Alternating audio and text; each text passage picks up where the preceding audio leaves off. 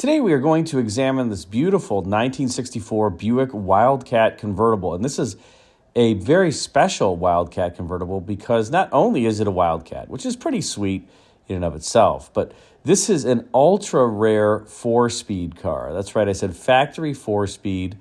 And I believe from what is known that this car is one of three produced with a four-speed manual transmission.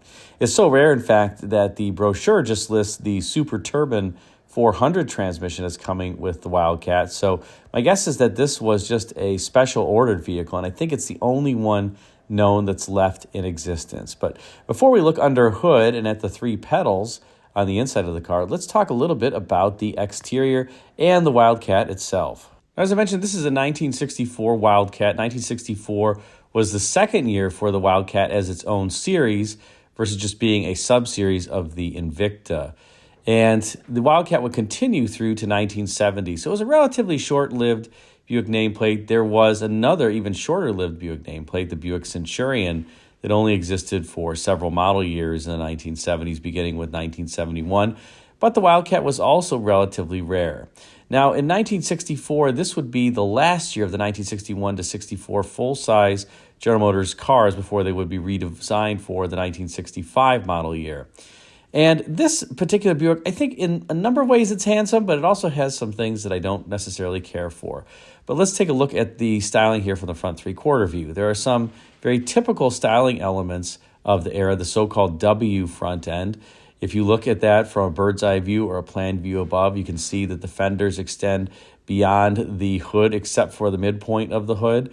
And that kind of forms a W shape. Very, very typical of many cars during this era, especially Buicks, some of which had the W-shaped front and a W-shaped rear. Just helps it give some overall dimension to the styling.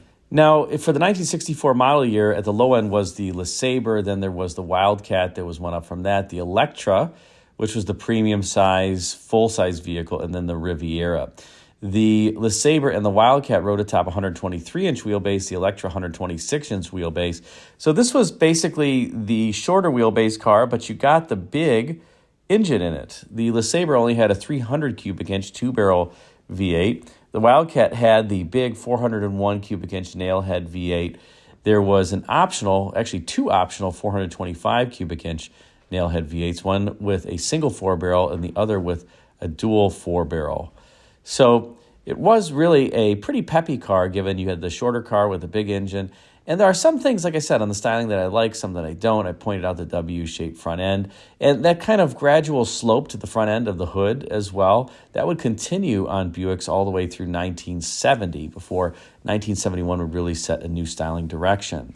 Now, if you take a look at the body side here, you see something interesting, and that's those three ventiports that are vertically oriented. The Wildcat was the only one in the Buick lineup that had the ventiports oriented like that. The Electra, if you look at the inset, had four ventiports, and they were arranged horizontally. The upper-end Buicks typically had four ventiports. The LeSabre had three horizontally oriented ventiports.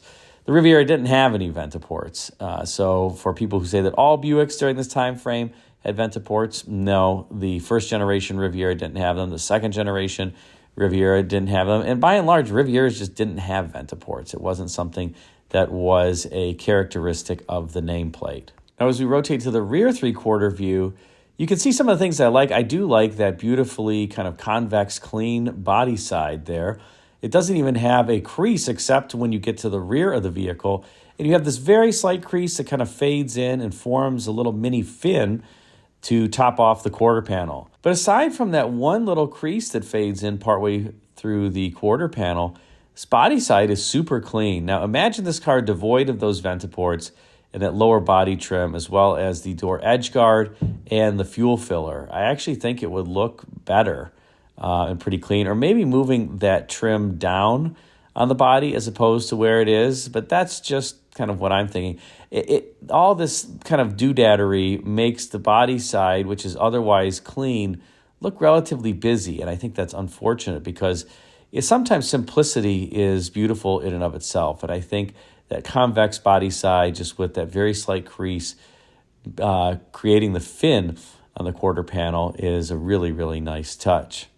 Now you can also see that this car has the Squircle style wheel arches with a pretty pronounced flare, and I should say a sharp flare as opposed to a filleted flare.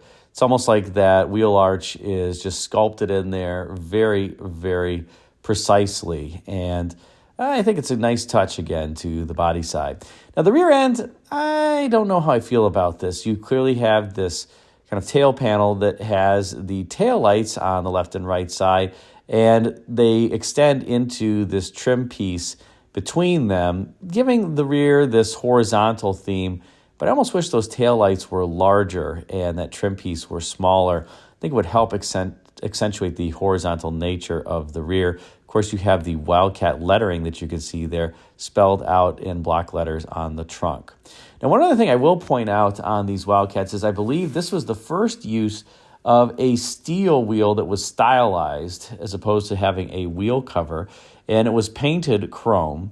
So this was not an aluminum wheel or anything fancy. In fact, these wheels didn't cost all that much more versus the factory steel wheel because they were steel wheels. They were just stylized. And I believe that this was the first application for General Motors, but maybe even the first application in the overall industry of a stylized steel wheel here. Now, one of the things that Buick did at the time was rate their engines or publicize them based on their torque rating. And you can see 445 here, Buick Motor Division, that's above the Ventaports on the body side. And that denotes 445 pound-feet of torque. That is not the horsepower. This 401 nailhead made 325 horsepower. You could get the optional Wildcat 465, which was the 425 cubic inch Wildcat with a 4-barrel carburetor under hood, and I suppose they would have changed the badge in that case. The Super Wildcat 465 engine, which was topped with 2 4-barrel carburetors as opposed to just 1 4-barrel carburetor, also made 465 pound-feet of torque. So I guess you didn't get a special badge if you got the Super Wildcat engine versus the 465 Wildcat. But oh well, any of these nailhead V8s are really excellent engines, very quiet, smooth, silent. They really were not as powerful as some other V8s, nor could they be enlarged, and hence why Buick introduced its all-new 430 cubic inch V8 in the 1967 model year. The nailhead had just reached the end of the line in terms of what it could do from a performance perspective as well as a displacement perspective. The largest V8 that Buick would ever make would be the 455 cubic inch Buick V8 engine that was introduced for in 1970 and would continue along through 1976. Now let's transition to looking at the interior. And one of the great things about these mid-60s Buicks is they had beautiful mid-century modern style interiors that were very clean. I wouldn't always say simple. The Riviera, the 63-5 Riviera, has one of the most beautiful interiors I think ever made, but I wouldn't call it simple. Though I do like the kind of twin pod speedometer on the left and then gauges or idiot lights on the right. Someone has added an RPM gauge in the middle there because this is a manual transmission. Didn't come with a tachometer, I guess I should say, versus an RPM gauge. So the tachometer has been added there atop the steering column or right in the middle between the 2 gauge pods. And you can see the floor shifter and the 3 pedals here. Notice the accelerator is color-coded to the interior, but the brake and the clutch pedal are not. They're just black. The regular brake pedal would be color-coded to the interiors. I guess when you got the 4-speed manual, it was such a rare option that Buick wasn't going to bother getting color-coded rubber molded in the appropriate color for the interior here. And there's not really a console. You can see that you just have the shifter jutting out from the floor and a consolette, I guess I'll call it, or something that this housing that really houses the shifter we'll see in a minute. But a very, I think, clean, simple, elegant dashboard on these mid-60 Buicks. And I love the steering wheel, too, the 2-spoker, just kind of a classic design that we might even say Ford appropriated a little bit later on some of their cars.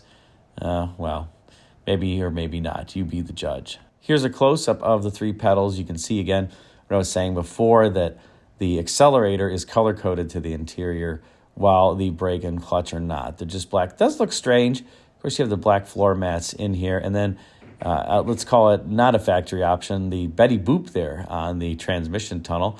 Not quite sure what that's doing there, but, well, it's there. I would take that out. That'd probably be the first thing I would take out, along with the spotlights on this car that you saw.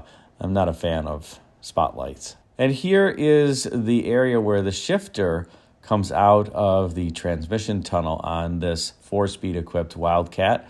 Notice the Buick logo here, the Tri-Shield, but I thought Buick's Tri-Shield logo in this era was especially beautiful because it's not just the, let's say, tricolored, or, Buick for a while didn't even have color in the Tri-Shield logo. But here it's beautifully detailed with, I guess it's reindeer or something in the Tri-Shield logo. I don't know what it is, but whatever it is, it looks finely detailed, and I think a bit richer than the Buick logo would in later years, unfortunately. And in case you were wondering what the rest of the interior looked like, you can see this has the kind of standard bench seat. There's clearly no lateral support in this thing. The limiting factor on how fast you can corner is not the car's suspension or the tires, but how well you can stay glued in this seat. I was messing around actually earlier today with my 73 Galaxy, which has a similar bench seat, and I just decided to gun it a little bit while I was going around a corner, have a little fun and fishtail, and I found myself almost on the other end of the car because, well, these seats are just so slippery. But they are elegant, and take a look at that door panel with some of the ribbing and fine detailed elements there. Something you don't see anymore, just these colored interiors, beautiful bright red. Now everything you get is kind of black or gray. Maybe you're lucky if you get tan. Kind of stinks. I really miss the color in interiors that you used to have in these vehicles because it really did jazz it up. Black with a red interior with a white top. I mean, what a great color combination for a classic car like this. And here again is a close-up of the styled steel wheel. Very, very handsome wheel with these 5 spokes. And it just didn't cost much more than the standard steel wheel because it was just steel, it wasn't aluminum. So it was a win-win for Buick, a win for the customer, and certainly made these look good. It was a very mid-60s-like style on these wheels that you'd see on other vehicles, including on cars from the Ford Motor Company. Now let's turn under hood and take a look at the Nailhead V8, the 401 cubic inch, 325 horsepower, 445 pound-feet of torque, Buick 445 Wildcat, I should say Wildcat 445 V8. The Nailhead would come out in 1953, so Buick was relatively late to the overhead valve V8 engine party, being that Oldsmobile and Cadillac had introduced theirs in 1949, although Buick did beat Pontiac as well as Chevrolet in terms of the General Motors divisions to the overhead valve V8 game. Now, the Nailhead was kind of called that. It has these vertical valve covers and relatively vertical cylinder heads, and I'm not quite sure what made Buick choose this particular design, but you can imagine that the airflow into the cylinder there is not going through an overly smooth passageway. And while these Nailhead V8s are smooth and even, I would say powerful, as I mentioned, by 1966, it was just felt that they were outmoded, and that's why Buick had to introduce its all-new 430 cubic inch V8 for 1967. But these are very good, reliable, quiet engines. I really, really like the Nailhead V8s from Buick, just in terms of if you're not necessarily looking for a performance car, but for an everyday driver, and they are peppy. Now, what's interesting about this car is that the owner opted for the 4-speed, but he or she didn't opt for the 425 cubic inch V8. I'm not quite sure why. You could get that. It was a lot easier to get, but for whatever reason, they decided to pick the 401 cubic inch V8 as opposed to going with something larger. And here's an overhead view of the Wildcat 445 engine. The power steering pump there right in the middle is curious. I would suppose that was done for vibration, just to lessen the vibration as opposed to having it on an accessory bracket far out, particularly under high loads. Notice the single chamber master cylinder. This is before 1967 when the dual chamber would come out. And there's been some different additions to this engine bay that aren't standard. It looks like there's something on the firewall there, perhaps an electronic ignition box. And here you also see an alternator that looks to be a later period piece than what should be on this particular vehicle from a charging system perspective. You can also see the washer fluid bottle there if you wanted to keep some OptiClean to refill your washer fluid jug. Notice the glass bottle there on the front of the passenger side of the car. You could take that out and then just refill the jug that's over there on the driver's side. And notice how small the washer fluid jug is. Today, they almost contain like 3 gallons. It's amazing how much they hold. But back in the day, they didn't hold all that much because they just assumed people could pop the hood and refill it. It wasn't all that big of a deal. Now, people rarely pop the hood on their vehicle. And there you have it, an ultra-rare 1964 Buick Wildcat with a 4-speed transmission. This sold on Bring a Trailer a while ago for about $43,000, which doesn't seem astronomical to me given how rare this car is, but it's a pretty niche collectible. This isn't a muscle car. This is just a classic Buick that has the 4-speed transmission. I think if it had, as an example, a 425 or the Super Wildcat 425 with 2 4-wheels and a 4-speed, then that would have pushed it really far up in the price stratosphere. But given that it had the standard 401 cubic inch V8, still was worth some good coin. And I think it's, just a great car. Imagine driving this around. It would be a lot of fun to take to shows, and hope the owner is enjoying it. Put a comment in the comment section. Let me know what you think. Thanks again for watching.